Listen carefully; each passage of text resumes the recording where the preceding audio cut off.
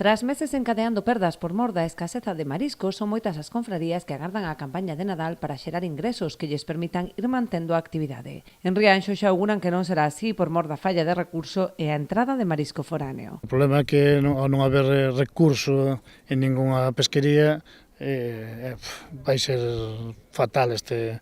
Realmente nos enfocamos xa todo a campaña de verán porque as de Navidades, entre que entra produto foráneo, unha cousa e outra, os precios baixan. O seu exemplo está que no libre marisqueo en outras zonas están traballando a babosa, están collendo babosa moi boa e está indo a 12, 13 euros, cando en esta época era impensable, non baixaba de 20. Eso que está entrando o produto de outro lado, baixanos o noso precio en este sentido.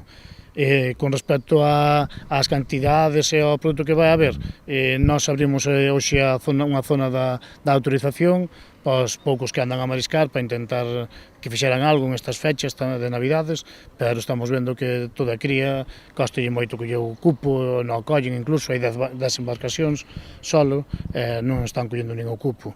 No voo vemos que a volandeira está escaseando tamén, a duras penas collen o cupo, pero que están no collendo, bueno, é o que nos está dando a vida un pouquiño de cara á campaña de Navidad.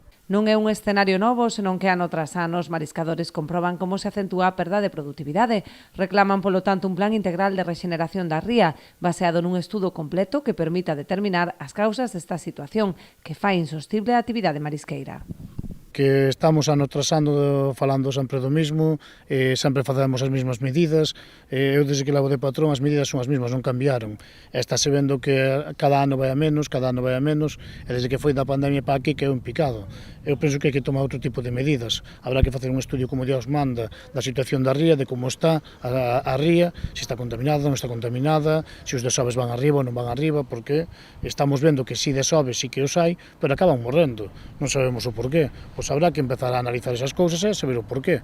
Porque estamos ano tras ano chorando, e nós queremos vivir do noso traballo. Estamos abocando ou seguir mal vivindo do noso traballo ou senón a buscar un traballo en terra.